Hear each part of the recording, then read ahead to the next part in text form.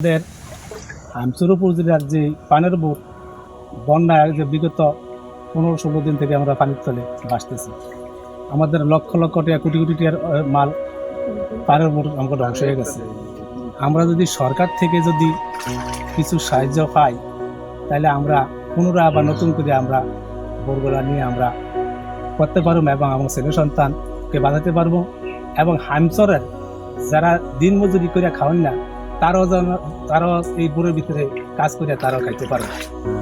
এই জন্য আমি সরকারের কাছে অনুরোধ, যদি আমাকে কিছু সাহায্য করে তাইলে আমরা 85টা আমরা আবার ফিরে পুনরায় উঠতে পারবো।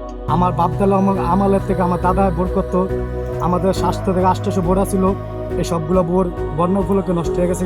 আমাদের সংসার খুব চলতে খুব হেমসিম খেয়া যেতে হবে আমাদের।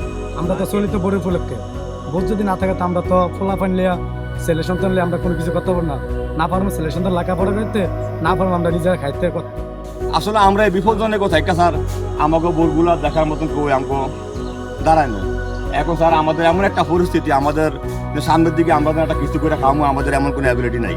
আমরা অনেকেই লাঞ্ছিত মানে এই বোরসালিয়া আমরা বিপজ্জনকের মধ্যে আছি। এখন স্যার যদি আমাদেরকে বাংলাদেশ সরকার যদি আমাদের প্রতি লক্ষ্য রাখতো, আমরা যে বিপদে আছি, তো স্যার আমরা সাংবাদিকে দাঁড়াতে পারতাম না। স্যার আমাদের দাঁড়ানোর মতন কোনো এমন কোনো অ্যাবিলিটি নেই স্যার। আমরা খুবই কষ্টজনক আছি। তো হাঞ্চরের মানুষ 100 মানুষের মধ্যে ধরুন না 80 জন মানুষেরই 5 চাষ, এই 80 জন মানুষের অবস্থাটা কী হবে স্যার? আমরা খুব বিপজ্জনক মধ্যে স্যার।